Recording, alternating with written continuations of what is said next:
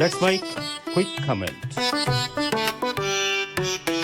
नमस्कार, मैं हूं Rakhi Jain. Let's my quick comment में आपका स्वागत है।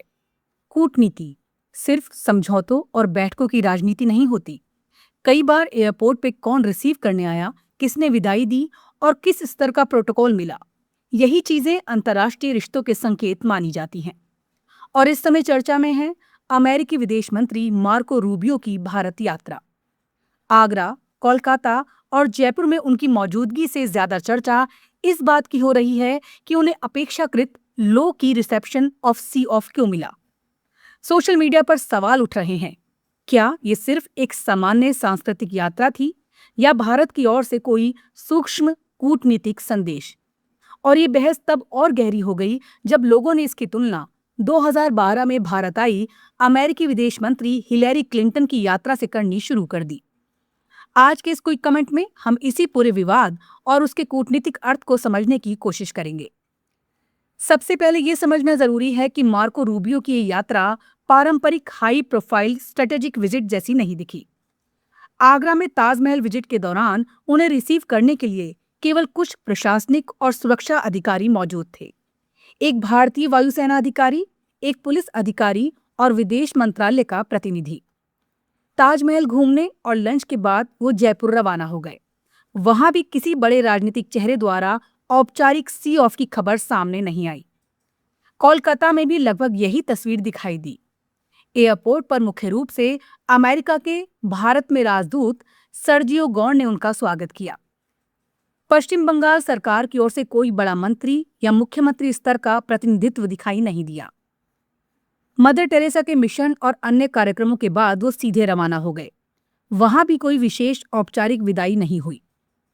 और फिर जयपुर एयरपोर्ट की तस्वीरें वायरल हुई, जहां स्थानीय प्रशासनिक अधिकारी नजर आए, लेकिन कोई वरिष्ठ मंत्री या हाई प्रोफाइल राजनीतिक चेहरा दिखाई नहीं दिया। यहीं से सोशल मीडिया पर बहस शुरू हुई। कई लोगों ने सवाल उठाया कि क्या ये सामान्य प्रोटोकॉल है, क्योंकि अमेरिका जैसे देश के विदेश मंत्री की यात्रा को आमतौर पर बेहद महत्वपूर्ण माना जाता है। ऐसे में कम से कम किसी मंत्री, मुख्य सचिव स्तर के अधिकारी या अधिकृत प्रतिनिधि की मौजूदगी की उम्मीद की जाती है। कई लोगों का तर्क है कि अगर मुख्यमंत्री स्वयं मौजूद नहीं हो सकते थे तो उनका प्रतिनिधि होना चाहिए था।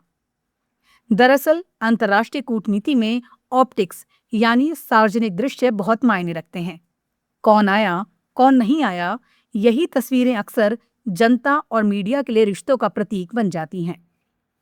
यहीं पर तुलना शुरू हुई 2012 की यात्रा से। मार्को रूबियो से पहले आखिरी बड़े अमेरिकी विदेश मंत्री जो कोलकाता पहुंचे थे वो थी हिलेरी क्लिंटन। उनकी यात्रा का स्वरूप काफी अलग था। उस समय पश्चिम बंगाल की मुख्यमंत्री ममता बनर्जी ने खुद उनसे मुलाकात की थी। राइटर्स बिल्डिंग्स में हाई प्रोफाइल बैठक हुई थी। Victoria memorial, mother Teresa mission और अन्य कार्यक्रमों में भी राज्य सरकार की सक्रिय मौजूदगी दिखाई दी थी। यानी उस यात्रा में राज्य सरकार का राजनीतिक और प्रतीकात्मक प्रतिनिधित्व कहीं ज्यादा स्पष्ट था। इसके उलट मार्को रूबियो की यात्रा अपेक्षाकृत सीमित और लो प्रोफाइल दिखाई दी। हालांकि कुछ विशेषज्ञ इस तुलना को पूरी तरह उचित नहीं मानते। उनका कहना है कि हिलेरी क्लिंटन की यात्रा का राजनीतिक संदर्भ अलग था। उस समय अमेरिका भारत के साथ रणनीतिक संबंधों को नए स्तर पर ले जाने की कोशिश कर रहा था और यात्राओं को अधिक सार्वजनिक और राजनीतिक महत्व दिया जाता था। वहीं रूबियो की यात्रा को अधिक कल्चरल और सॉफ्ट पावर टूर माना गया, जिसमें ताजमहल, मदर टेरेसा मिशन और सांस्कृतिक कार्यक्रम प्रमुख थे। यानी ये पूरी तरह दिल्ली केंद्रित रणनीतिक वार्ता वाली यात्रा नहीं थी, जैसी एंटनी ब्लिंकन की 2021 और 2023 की यात्राएं थी। लेकिन इसके बावजूद ये सवाल बना हुआ है कि क्या दुनिया की सबसे बड़ी शक्तियों में से एक के विदेश मंत्री के लिए लगातार 3 शहरों में इतना साधारण प्रोटोकॉल सामान्य माना जा सकता है। यही वजह है कि इस पूरे मामले को सिर्फ प्रशासनिक व्यवस्था नहीं बल्कि कूटनीतिक संकेत के रूप में भी पढ़ा जा रहा है। हालांकि अभी तक भारत सरकार की ओर से ऐसा कोई संकेत नहीं मिला कि ये जानबूझकर किया गया संदेश था। और सच ये भी है कि भारत और अमेरिका के रिश्ते इस समय रणनीतिक रूप से बेहद मजबूत हैं।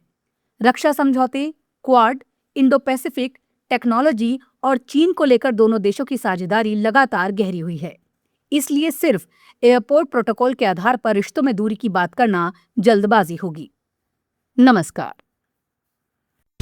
आप सुन रहे थे let's mind more than radio. Follow कीजिए हमें हमारे सोशल मीडिया प्लेटफॉर्म्स पर।